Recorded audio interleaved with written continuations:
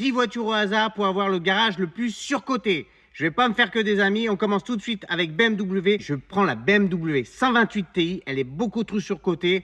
Ils voulaient faire passer la pilule d'une nouvelle sportive avec 265 chevaux, mais pourtant, ça reste une traction. Celle d'avant, c'était une propulsion, donc là, c'était beaucoup plus joueur. On continue avec la marque d'après pour nous trouver le véhicule qu'il faut avec Maybach. Maybach, je vais prendre la Maybach Excelero. Tout le monde ne jure que par cette voiture, mais n'oublions pas, il y a eu, il me semble, qu'un seul exemplaire. Donc, comment tu peux surcoter une voiture avec un seul exemplaire? Personne n'a pu la conduire, peut-être à part Jay-Z. C'est nul. Ah si, il y a Supercar Blondie qui l'a conduit aussi. J'espère que je ne vais pas me faire que des ennemis. J'espère que certains d'entre vous seront d'accord avec moi. Ferrari.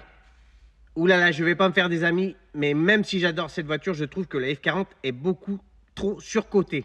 Oui, la F40, elle valait 200 000 euros. Ça va presque 3 millions d'euros aujourd'hui. Il y a eu quand même beaucoup d'exemplaires en circulation. Beaucoup plus qu'une F50 qui, pour moi, est beaucoup plus surcotée. La F50, surtout que la F50 a un V12 et la F40 c'est un V8 biturbo, c'est pas l'essence même de Ferrari. Là j'ai touché la marque qui était intouchable, je suis désolé, mais je dis ce que je pense. Volkswagen, je prends la Volkswagen Golf GTI, que ce soit en club sport, en GTI ou tout ce que vous voulez, je trouve que c'est beaucoup trop surcoté par rapport à sa petite cousine, la Skoda RS. Et oui, la Skoda RS est beaucoup moins chère, elle marche aussi fort, mais des Golf, tout le monde en veut, on en voit partout. Et c'est beaucoup trop cher pour ce que c'est, à mon avis. Et on suit avec la prochaine marque. La moitié de l'auditoire est déjà partie. Avec la Hyundai Ioniq 5N. Ils t'ont mis un son de boîte de vitesse mécanique, alors que c'est une voiture électrique. Ça fait pas d'elle une sportive, je suis désolé. Oui, tu as la puissance électrique, mais ça sert à rien de nous mettre de l'artificiel. C'est beaucoup trop surcoté pour moi. C'est n'importe quoi. Je pense que tout le monde a été d'accord avec moi. Sur l'électrique, peut-être pas sur les précédents, mais c'est pas grave. Mazda, je prends la Mazda RX-7, pour moi elle est beaucoup trop surcotée. Pourquoi? Depuis Fast and Furious, la RX-7 a grimpé en flèche. Mais il faut pas oublier que la Mazda RX-7, c'est juste un moteur rotatif qui est pas fiable. Donc pour moi, ça vaut pas ce qu'elle vaut aujourd'hui.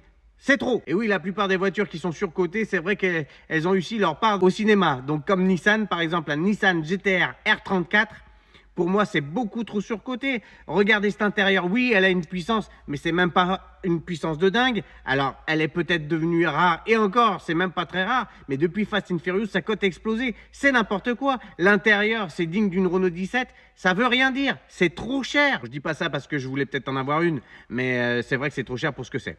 Lamborghini. Je prends la Lamborghini Gallardo phase 1. Elle a tellement pris un coup de vieux, je ne comprends pas pourquoi sa cote continue de monter. Vaut mieux, dans ce cas, une R8 V10, les premières, c'est beaucoup plus sympa que cette Lamborghini Gallardo qui est très vieillissante, tant à l'extérieur qu'à l'intérieur. Je passe. J'espère que vous êtes toujours là pour la suite. C'est un jeu. Alors Peugeot, je vais prendre la Peugeot 205 GTI, que ce soit 1,9 litre, 1,6 litre ou Griffe. Mais quel est le prix? Pourquoi les prix ont monté autant? Ça valait rien. À une époque, ça valait 3-4 000 euros. Maintenant, on est à 15, 20 000, 30 000 euros pour des 205 GTI. C'est n'importe quoi.